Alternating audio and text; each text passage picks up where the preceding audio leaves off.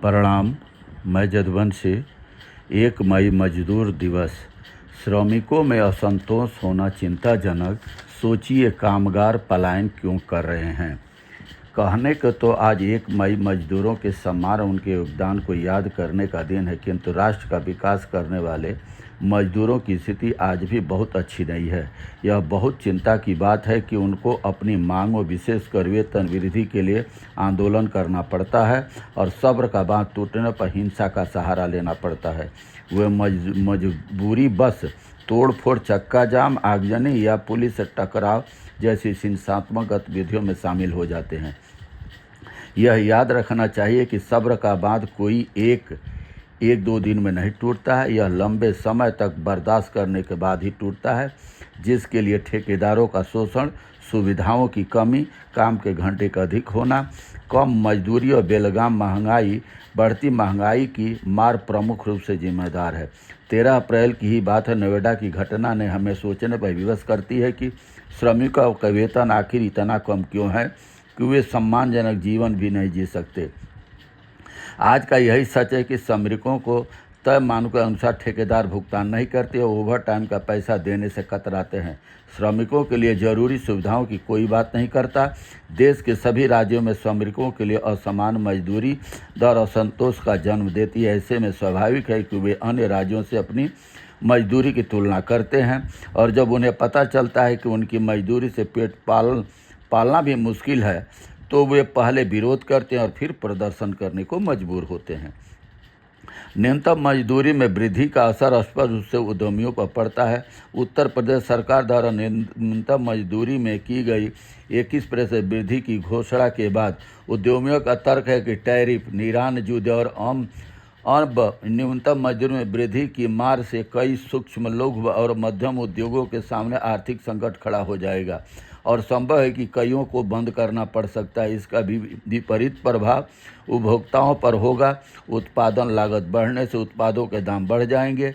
ऐसे में सरकारों को चाहिए कि वह न्यूनतम मजदूरी में वृद्धि के लिए श्रमिकों द्वारा किए जाने वाले आंदोलन का रास्ता न देखे, बल्कि महंगाई बढ़ने के साथ समय समय पर मजदूरी दर का मूल्यांकन कर उसमें वृद्धि करे। सरकार का लक्ष्य से सिर्फ वेतन वृद्धि तक सीमित नहीं होना चाहिए, बल्कि श्रमिकों के जीवन स्तर में सुधार लाना भी होना चाहिए। मजदूर दिवस की सार्थकता भी तभी है।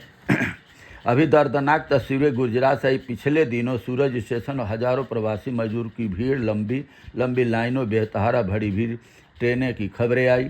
अखबारों में भी खबरें आई कि सूरत के टेक्सटाइल व पावरलूम उद्योग में काम करने वाले मजदूर वापस लौट रहे हैं, क्योंकि खाने की सामग्री भी महंगी हो गई है और गैस या तो मिल नहीं रही है, उसके भाव आसमान छू रहे हैं।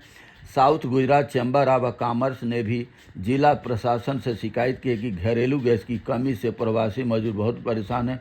गुजरात के लिए यह समस्या बड़ी है, क्योंकि उसका विकास मॉडल पिछड़े इलाकों से आने वाले सस्ते मजदूरों पर ही टिका हुआ है। हालांकि महाराष्ट्र के नासिक, पुणे, औरंगाबाद जैसे आर्थिक केंद्रों और तमिलनाडु के चेन्नई और कोयम्बटूर जैसे शहरों से भी मजदूर अपने अपने गांव, शहरों को पलायन कर रहे हैं।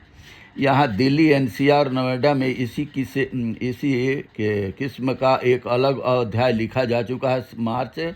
मार्च के अंत में ही रिपोर्ट आने लगी थी कि नोएडा और ग्रेटर नोएडा के छोटे कारखानों में कई मजदूर गांव लौटने लगे हैं। उन्हें छोटे सिलेंडर नहीं मिल रहे हैं या ब्लैक में कई गुना दाम पर मिल रहे हैं। बाद में भी मजदूरी, महंगाई या काम की शर्तों को लेकर मजदूरों का गुस्सा सड़कों पर निकला।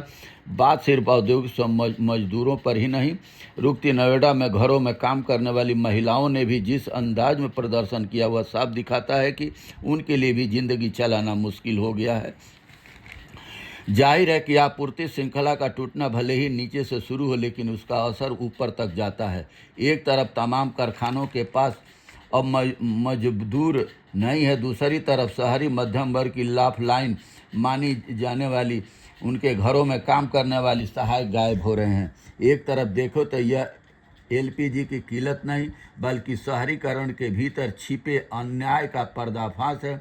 शहरों में बसे भद्र लोग और नीति नियंता यह मानकर चलते हैं कि सस्ते गरीब मजदूर हमेशा उनकी सेवा के लिए उपलब्ध रहेंगे। भले ही उन्हें जानवरों जैसी जिंदगी बिताने पड़े, सिलेंडर की किल्लत के एक झटके ने दिखा दिया है कि यह मॉडल कितना कमज़ोर है। दूसरा उपाय खुद मध्यम वर्ग के हाथ में। आप देख सकते हैं कि जिन परिवारों में घरेलू सहायक के रहने खाने के इंतजाम घर के साथ ही है, वहाँ पर ऐसा संकट नहीं दिख रहा। साफ है, आपको अपने लिए काम करने वालों की उतनी ही परवाह करनी होगी जितनी वे आपकी करते हैं। वह मजदूर रिश्ता किसी भी सरकारी नियम और नीति से ज़्यादा कारगर साबित होता है। यही फार्मूला फैक्ट्री मालिकों पर भी लागू होता है। जो लोग अपने मजदूरों के रहने खाने के इंतजाम करेंगे, उनके लिए ऐसी मुश्किलों से निपटना बहुत आसान हो जाएगा।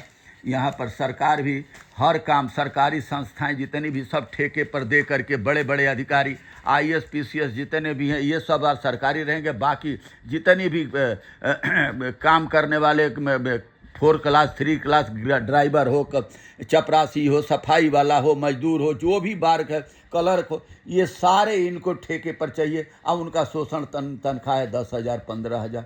बताइए वो कैसी ज़िंदगी जिएगा। तो असमानता की खाई तो खुद सरकार पैदा कर रही है और जानबूझकर जहाँ नौकरियां हैं वहाँ नौकरी नहीं दे रही है, उनको प्राइवेट ठेके पर दे। क्यों? आकि सिर्फ अपने लोगों को ठेके पर देना और अंधी कमाई करना और उसको गलत कामों में इस्तेमाल करना। ये नहीं कि जनता की भलाई में पैसा लगता है। कहाँ लगता है पैसा? जनता की भलाई पर लोलू पकड़ा दिया जाता है और कुछ नहीं होता है। और मजदूरों का शोषण कब तक मजदूर बर्दाश्त करता रहेगा? बहुत बहुत धन्यवाद। नमस्कार, प्रणाम।